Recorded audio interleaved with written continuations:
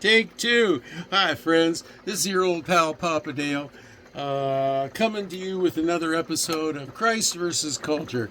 This is the video series that explores the meaning and the implications of 1 John 2:15. Today's topic is how lies become, quote, the truth, end quote. Now, 1 John 2:15 says, "Love not the world, neither the things that are in the world. If any man loves the world, the love of the Father is not in him." And that means that we must prioritize Jesus Christ more highly than anything else. He's the creator. Everything else is the creation. It's him we worship and honor and value, and all the rest of it is secondary. Now, there may be prioritizations in the creation, but they are all secondary to the prioritization of Jesus Christ himself.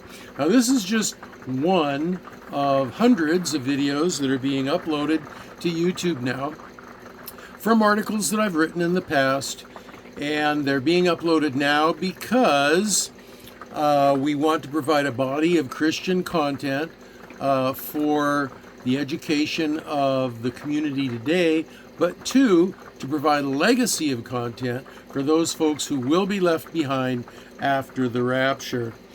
And who am I? Well, I'm Papa Dale, and I'm a retired pastor, teacher, theologian, chaplain, evangelist, businessman. Done a lot of things in 50 years of service to the Lord Jesus Christ.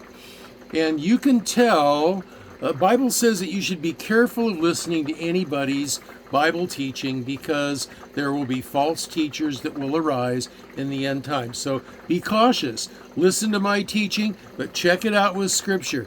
Any person who says they want to teach you something about the Bible, check it out against the Scripture. It's got to be consistent. It's got to be congruent. Can't just have a little proof text over here and a little cherry-picked verse down here. It's got to be consistent with the whole Word of God. So let's get on with the lesson today, how lies become, quote, the truth. Now, you probably aren't aware of this, but there's a war raging for your mind. It's a literal war, not bombs and hand grenades and shooting necessarily where you live, but it's mental warfare going on. The world is relentless to teach your children and you that evil is to be accepted and even celebrated. And what are you going to do to stop it? One of the clearest examples is when you work your whole life and spend tons of money to send your kids, to raise your kids to 18, get them through school, then you send them off to college. You spend tens of thousands of dollars to keep them in college. Why? So some professor can teach them values totally different from your values that you work so hard to instill in them. It's a shameful, shameful process. And you need to be very, very careful about it. But what are you going to do to stop it? Well, there is something you can do. But let's talk about the problem first. The illusory truth effect, also known as the illusion of truth effect, or the validity effect, or the truth effect, or the reiteration effect, is the tendency to believe false information to be correct information after repeated exposure over and over and over. That's the nature of propaganda. Now, it is a truism, and most all of us has probably heard it, and it's been told that it came from Nazi Germany and the propaganda minister there, Joseph Goebbels. But most of us has never heard the full quote, so listen up now. Quote, "If you tell a lie big enough and keep repeating it, people will eventually come to believe it. The lie can be maintained only for such time as the state can shield the people from the political, economic, or military consequences of the lie. It thus becomes vitally important for the state to use all of its powers to repress dissent For the truth is the mortal enemy of the lie, and thus by extension, the truth is the greatest enemy of the state. End quote. This is a psychological truth that's been known for centuries and employed with great vigor in the United States and in our social humanist culture most vigorously today. Scripture says, quote, "But thou, O Daniel, shut up the words and seal the book even to the time of the end, when knowledge shall be increased." Daniel 12:4. It goes on to say, quote, "For there shall arise false Christs and false prophets, insomuch that, if it were possible, they shall deceive the very elect." Matthew 24:24. Now this has never been easier than today, with the worldwide manipulation of information by media, especially electronic media.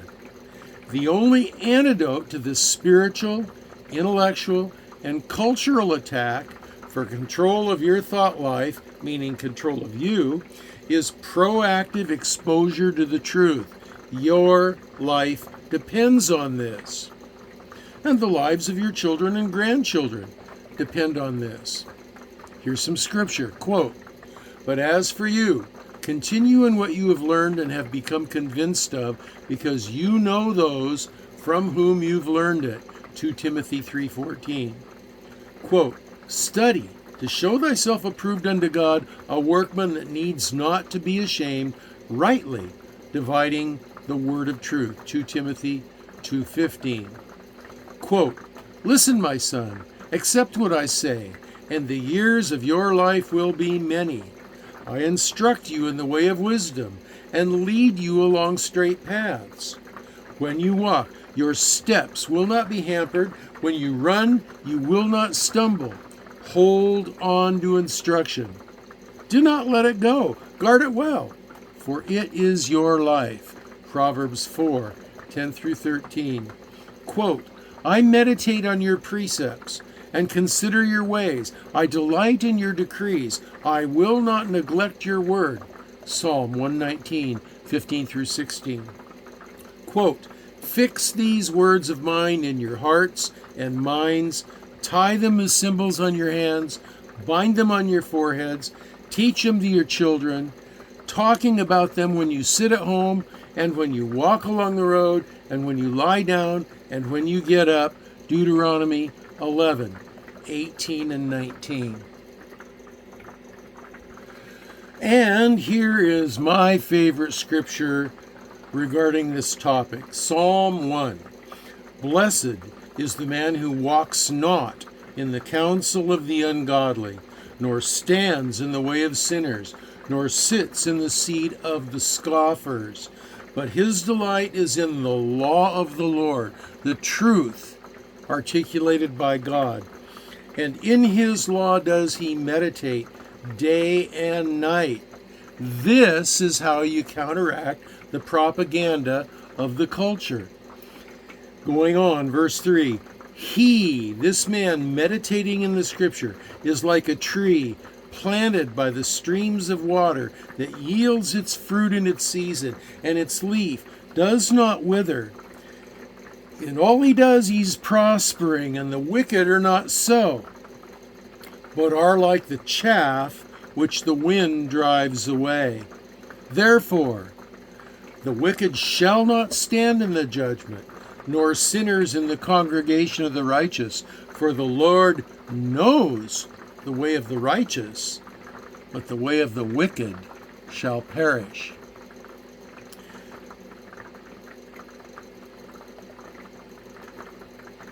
So I repeat, the only antidote to this spiritual, intellectual, and cultural attack for control of your thought life, meaning control of you, and for control of your children's minds, is a proactive exposure to the truth, to the Word of God.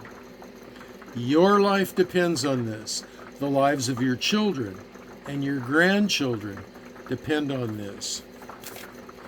So that's how lies become the truth.